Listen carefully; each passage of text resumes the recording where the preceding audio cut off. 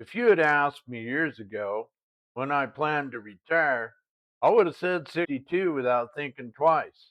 Sounded reasonable. Work a few more years, save a little more, build a bigger retirement, pay off more of the house, maybe even collect a little more social security. That was the plan. And honestly, I thought anyone who retired at 55 was making a mistake. Today, I'm not so sure. If I could do it all over again, I think I'd choose 50 instead of 62.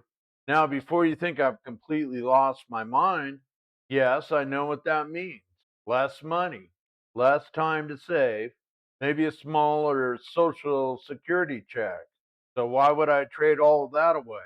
Because somewhere along the line, I realized I was measuring the wrong thing.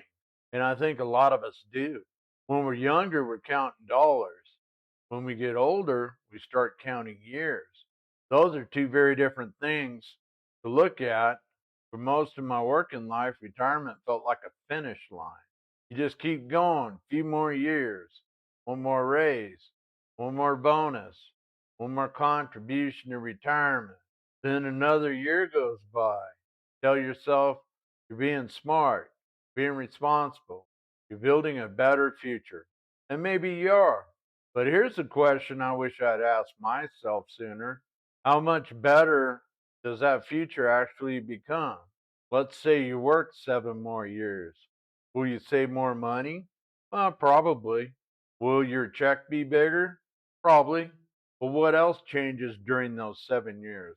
That's the part I never stop to think about because life doesn't stay frozen because you're working. Parents get older, grandkids grow up, friends move away, some get sick, some don't make it to retirement at all. You don't notice those changes one day at a time. Then one afternoon you look around and realize that the world kept moving while you're busy making plans. That hits you differently as you get older. Another thing nobody tells you is how your definition of enough quietly changes. When I was younger, enough was always a little farther away. Another 10,000, another 50,000, another year. It was always over the next hill. Then one day I started asking myself something I'd never asked before. What number am I actually changing? Because if you don't know what enough looks like, you'll never get there. There's always another reason to keep working, another reason to wait, another reason to postpone the life you've been planning. That's a dangerous habit. I've watched people do it. I've done it. Maybe you have to. I'll retire next year. Then next year becomes 2 more years. Then five. Pretty soon they're 70 and still saying they're almost ready. Maybe they're not. Maybe they are. Point is, there comes a time when more money stops changing your life very much. But another healthy year, that changes everything. One thing I've noticed is that nobody ever promised us more healthy years. Money can grow, investment accounts can recover, a bad market can bounce back. Time doesn't. Once a year is gone, it's gone. You don't get to earn another one. That's why I started looking at retirement differently. Instead of asking how much more could I save, I started asking, what am I giving up to save it? Sometimes the answer surprised me.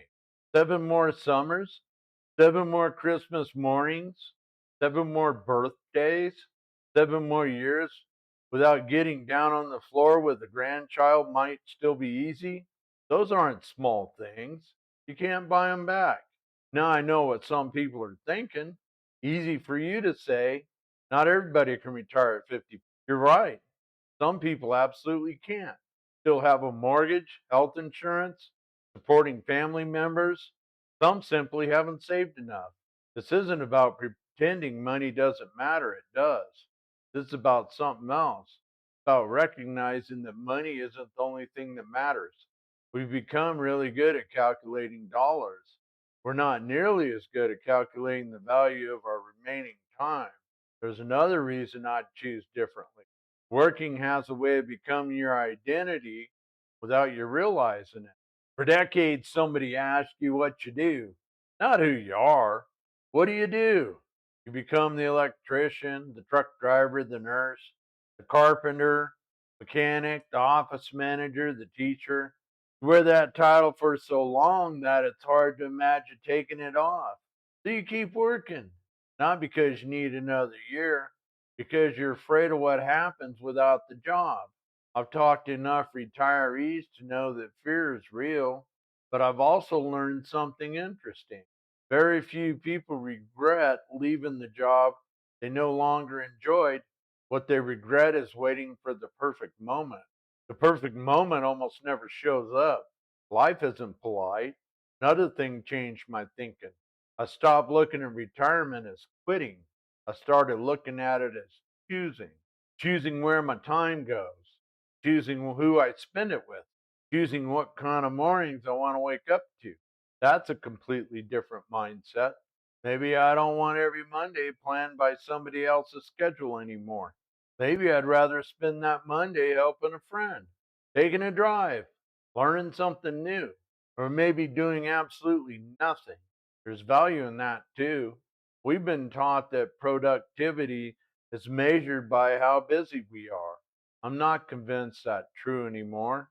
Sometimes the most valuable thing you can do is slow down enough to actually enjoy your life you spent decades building.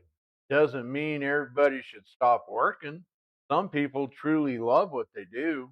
That's you keep going. Others want to start a small business, volunteer, work part time.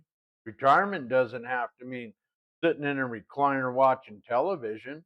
It simply means you get to choose. That's the part I think we overlook choice. When I was younger, I thought retirement was about escaping work. Now I think it's about gaining control of your time. Those things aren't the same. Looking back, I spent a lot of years believing the biggest risk was retiring too soon. Now I think there's another risk if we don't talk about enough retiring too late, not because you run out of money, because you might run out of health, energy, or opportunities you were saving that money to enjoy. That's a harder risk to measure, which is probably why so many people ignore it. So, would I retire at 55 instead of 62 if I had the chance? Heck yeah, I think I would.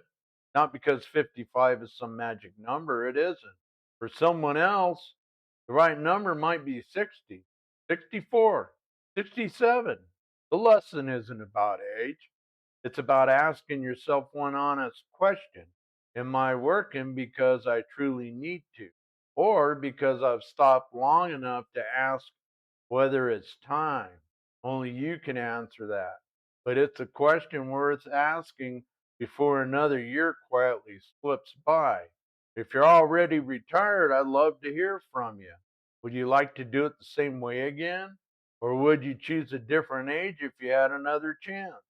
Leave a comment below. I think your experience could help someone who's standing exactly where you once stood. Thanks for spending a little time with me today. Take care of yourself, and I'll see you in the next video.